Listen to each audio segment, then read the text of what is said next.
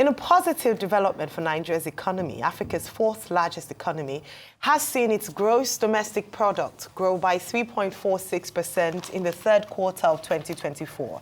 The National Bureau of Statistics says the growth was driven mainly by the services sector. It said the sector had a growth rate of 5.19%. Underscoring its increasing importance to Nigeria's economy. Other key sectors include agriculture, transport, education, health, real estate, finance, ICT, trade, and manufacturing. President Bola Tinubu has welcomed the growth, assuring Nigerians of better output as the economy continues to expand. He said his administration has not forgotten his promise of a $1 trillion economy by 2030.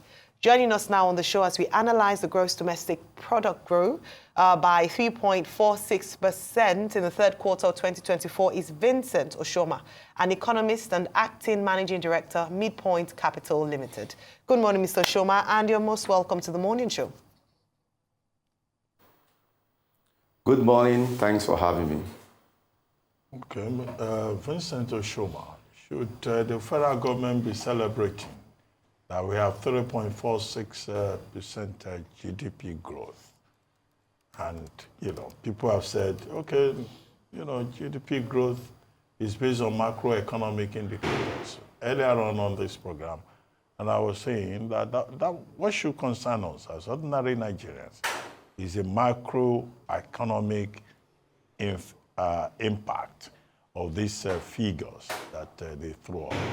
Because the ordinary man is not seeing that growth in real terms. But you are the professional. What do you think?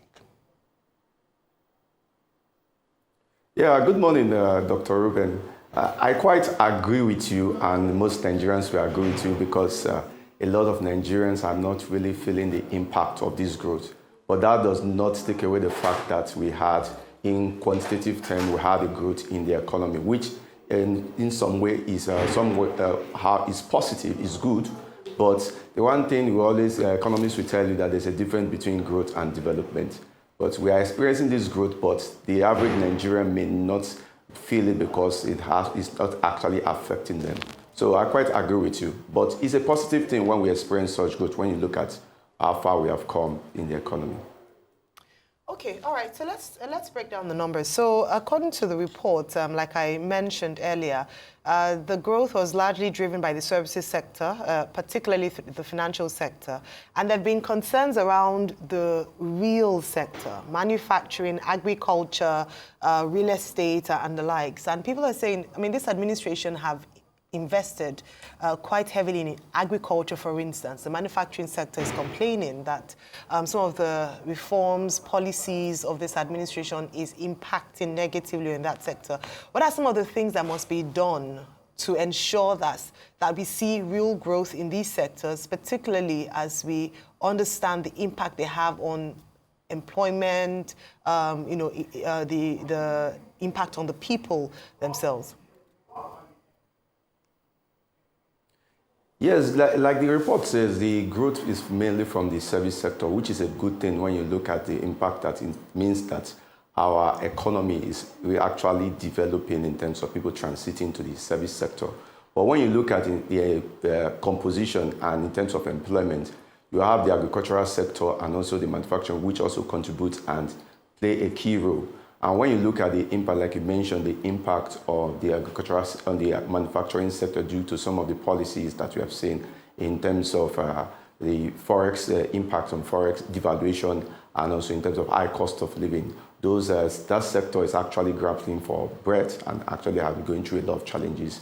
Manufacturing Association of Nigeria have complained about closure in a lot of companies, both listed companies and also non-listed companies. We have seen a lot of them, some of them exiting Nigeria.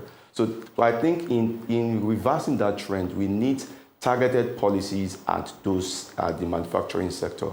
Beyond the policy, one of the major things that they are grappling is the environment. The operating environment is quite tough. When you talk about power and you talk about other infrastructure, they are grappling with a lot of things.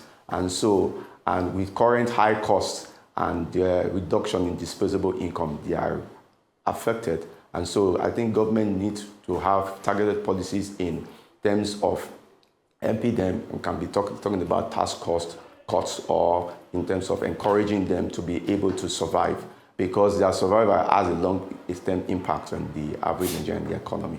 So it's very important some government does something about it. Okay, so there were talks about the MBS to rebase GDP and inflation estimates, to capture new realities. This was like 24th of May 2024. Do you think this might also add to the parameters? Because you remember only recently the MBS also rebased the way they calculate unemployment numbers, which Yemi Kale, the former chief of the MBS, was really sad about. In fact, he said here on one of the shows here that he was pressured to calculate that statistical number the way they are now calculating it now. And he said no. Obviously, we know that Nigerians' unemployment rate can never be 4.6%, as they are saying, in the real terms, when you use, the normal working hours at which we calculated it before, because the last numbers used to be 33 point something percent before MBS now changed the way at which they calculate it. Let's talk about statistical data analysis in this country. Yeah, there are two things. Let me pick the employment data. Yes, there was a lot of issues when there was a rebasing in terms of the calculation of unemployment. And recent figures shows that there's a reduction in unemployment. A lot of Nigerians will not, and a lot of analysts will not agree with that fact, because when you do a survey, there have been actually loss of jobs in recent times as a result of the challenges in the economy. For you to say that there is a reduction in unemployment, I think it just equates reality. But it has to do with the way it is being calculated. And that's why talks about looking at that calculation is very important. So I think the MBS need to look at it.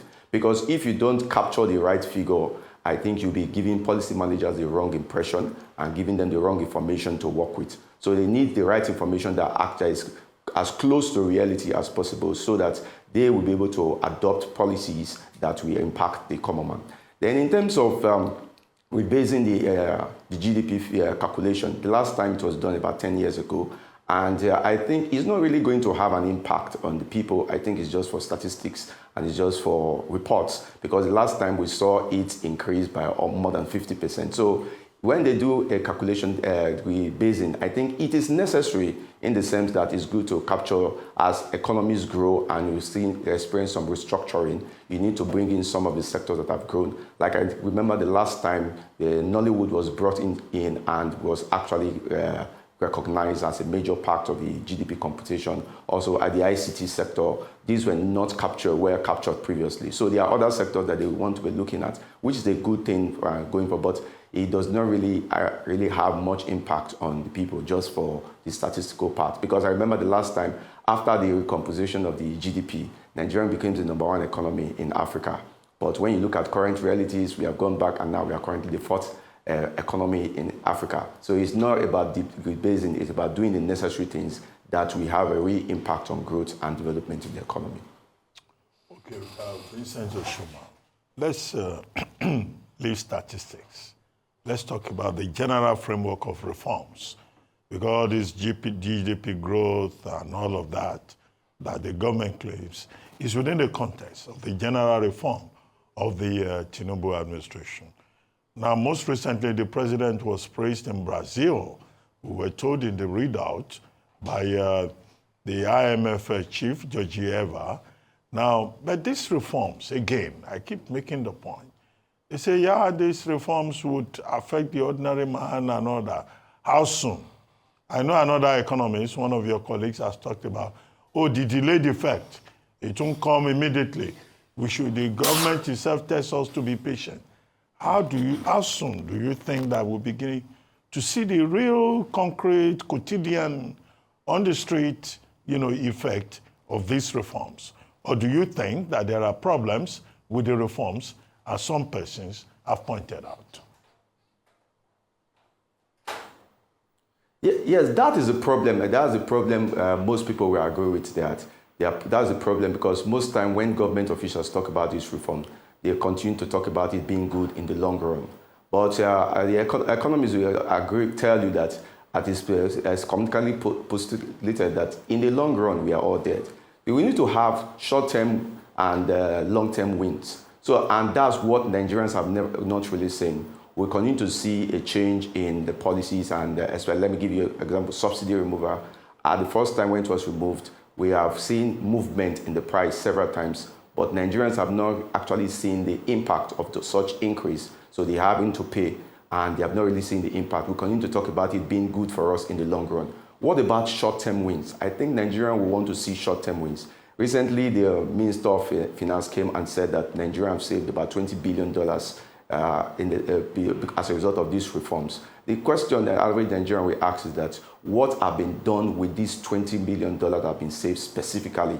I think when you have such information and such data, I think it will help the average Nigerian that these reforms are actually making impact. But when you continue to see the government officials talk about the positive impact of these reforms without really having an impact on the average Nigerian, I don't think that's the challenge. And I think one of the biggest things that most analysts will agree with that to some extent, we are not seeing a comprehensive approach to some of these reforms, and so that we'll be knowing the quick wins and the wins in certain areas. Because if you look at them comprehensively, we have seen different disruption in terms of these reforms, because we talked about the subsidy removal, which had an impact, and the next thing we saw is the unification of the exchange rate. And you know that these two reforms have major impact. And beyond that, we have also seen the hike in terms of power, cost of power, and several increases. But Nigerians have not really seen the impact of this reform in terms of their lives. Some may talk about, okay, power increased, we have seen positive performance in terms of the energy production.